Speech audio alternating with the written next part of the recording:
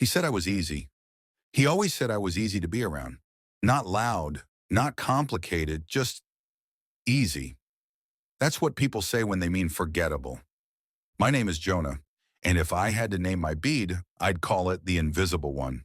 But for a long time, I didn't even know I was wearing it. It's a Thursday morning. I'm sitting across from Mark, a colleague, loud, magnetic, always the center of gravity. He's telling some story about his weekend, something wild, something reckless. I smile, nod, laugh at the right parts. I've practiced that rhythm for years. Be pleasant, agreeable, small. When the laughter dies down, he looks at me and says, "You're so quiet, man. Sometimes I forget you're even here."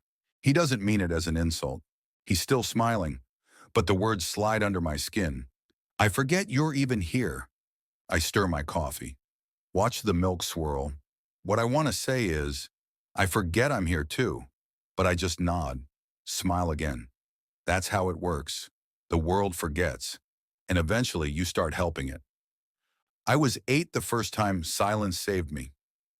My dad's voice could fill a room without effort. Not cruel, just sharp. Every sound in the house belonged to him.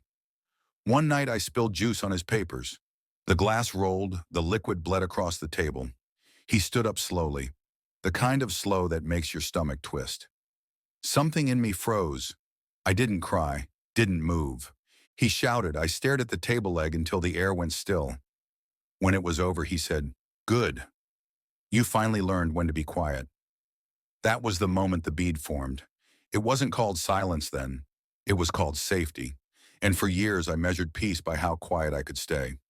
I turned 13 that summer. My mom threw me a small party. Blue icing cake. Neighbors' kids running around. Everyone was laughing, music playing.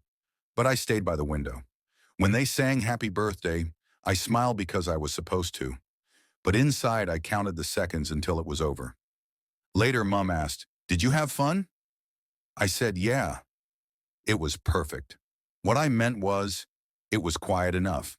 That's when the bead tightened. Invisibility doesn't hurt at first. It feels like control.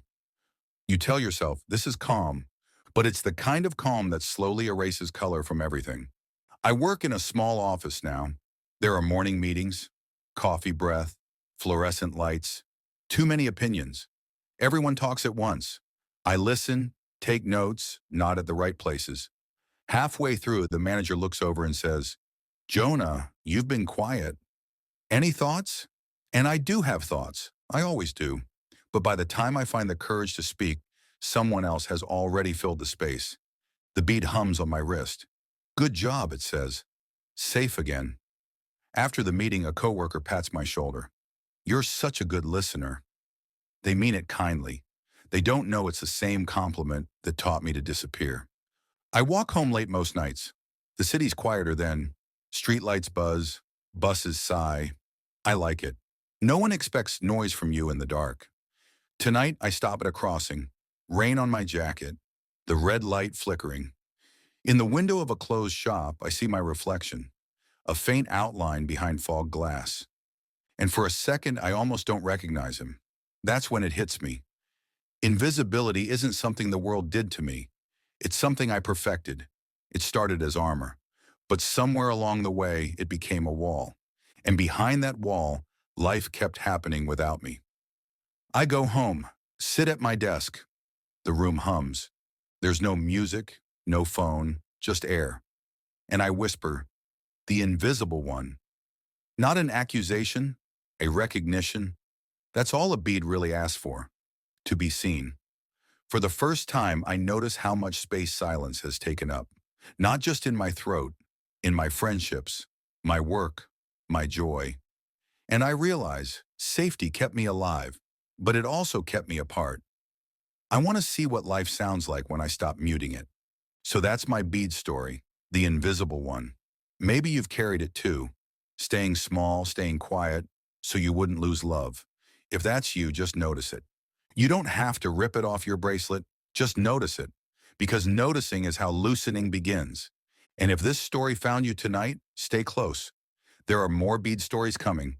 Different lives, different voices, different ways we learn to survive. Follow this channel, share this story with someone who might recognize their own beat in it, leave your comments and share what resonated with you. And come back for more bracelet stories next time. When you return, bring your bracelet with you, because no one's bracelet is meant to stay unseen.